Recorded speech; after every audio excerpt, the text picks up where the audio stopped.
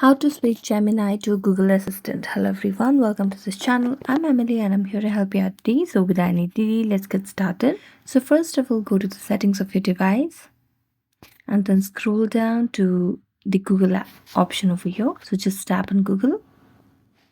As you tap on Google, make sure that you have logged into your account, and here you'll be shown your account. Now just tap on all services over here. Now scroll down and then tap on settings for Google Apps.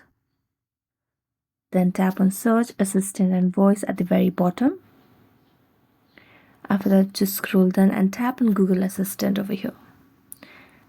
Now just scroll down and then tap on digital assistants from Google. So here you'll be given two options of Gemini and Google Assistant. So right now you can see it has been toggled on for Gemini. Now just tap on Google Assistant and then tap on switch and go back, and there you go. So thank you so much for watching this video. See you next time.